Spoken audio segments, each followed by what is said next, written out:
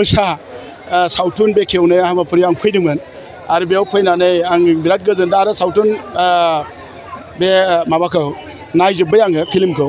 आरो बिराद मोजां जादों फिल्मा बिराद नायथावना जादों आरो बेयाव मोननैसो माने बिराद माने सिगांनि जारिमिनखौ बाहाय देखायदों जे आन्दलन समाव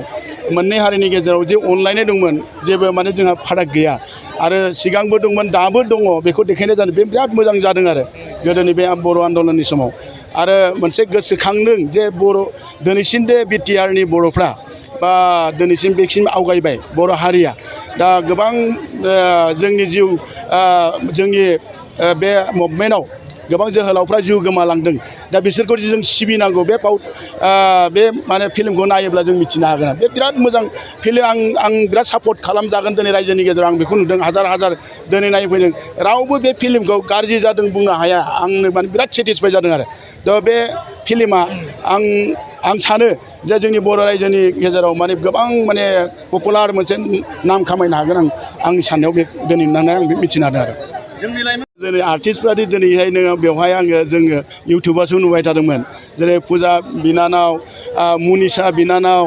आरो जोंहा एक्टरजि बिथाङा जि इमान मोजां रुल लादों आरो बेखौ आङो साबायखर बावनो सानदों गिबियावनो जाय जोंहा डाइरेक्टर राजा फंबायनिसिम बिथाङा जे इमान माने मेनटेनेन्स खालामदों इमान दुनिया डिसिप्लिनेर इमान माने मार्जित मोनसे फिल्म बानायदों भबिष्यतआव जाहाथे डाइरेक्टर माने राजाखौ आङो साबायखर बावनो आरो बेवहाय माबाफोर जुदि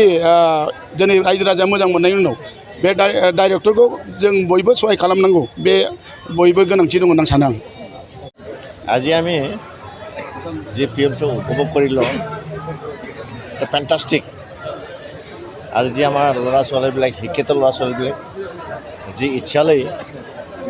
এই ফিল্মটো কৰিলে ছাকচেছ হৈছে আৰু এই ফিল্মৰ যোগেদি আমি আমাৰ বড়ো জাতিয়ে যে অপনলি আন্দোলন কৰিছিল ইয়াৰ এটা দৃশ্য দেখিলোঁ আৰু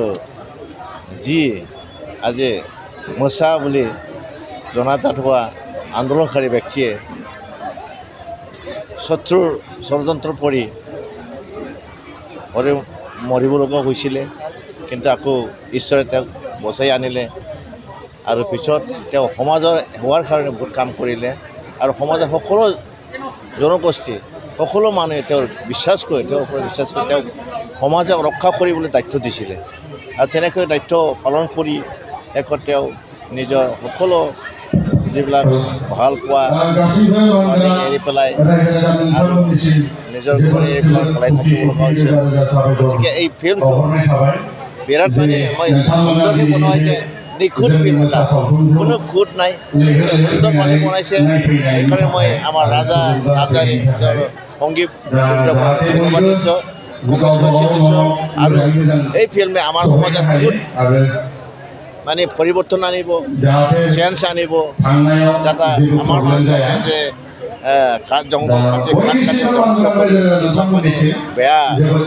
কামত ব্যৱহাৰ কৰে এইটো নিশ্চয় পৰিহাৰ কৰিব আমাৰ শান্তি আনিব এইটো আশা কৰিছোঁ।